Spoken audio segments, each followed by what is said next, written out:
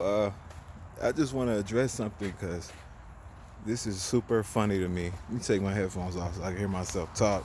This is super funny to me, man. Ever since I started making these videos, I started off as a Falcons fan, which I had been for 25 years.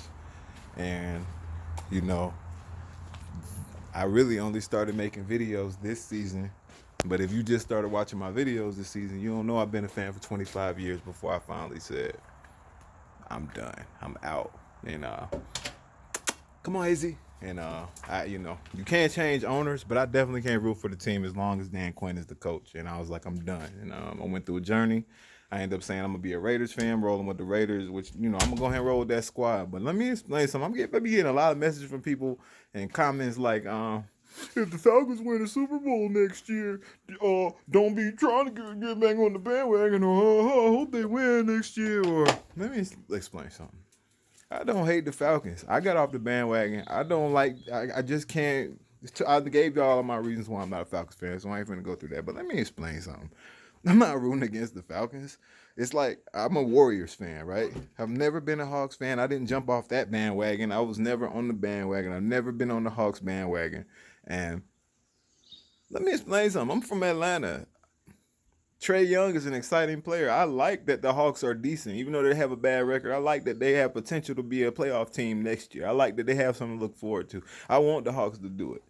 If my team missed the playoffs and the Hawks made it and the Hawks end up winning the whole thing, I'm still from Atlanta.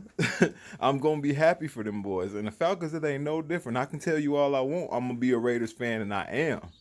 But me being a Raiders fan right now don't take away 25 years I rooted for the Falcons. So if they jump one the damn Super Bowl next year, you think I'm gonna be sitting there like, fuck the Falcons? Of course I'm gonna be happy for them. Be happy for y'all.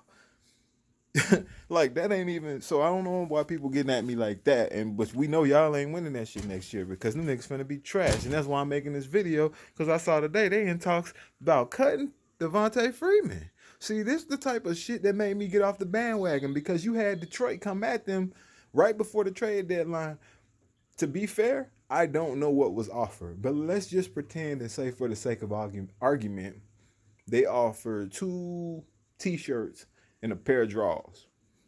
Okay, that's more than you get when you cut a player.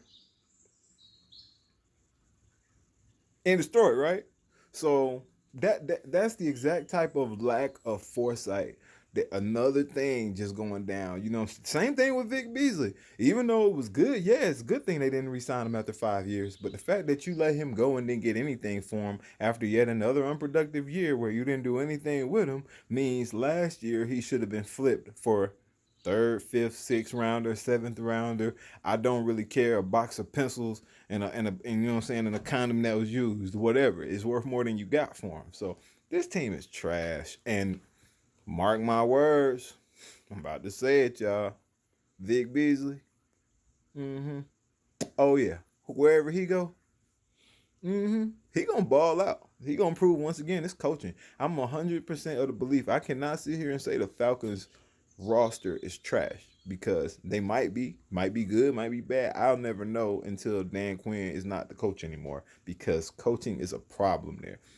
I didn't watch the Super Bowl. I didn't watch the playoffs. I didn't watch the last 7 weeks of this season for the first time in my life because of Dan Quinn. I lost all interest in football. I haven't watched a Super Bowl since 28-3, but I usually watch every other game, and I haven't watched any of it. So, but I've seen the highlights. I've had time to digest who won and how they won. And if you look at any of those teams,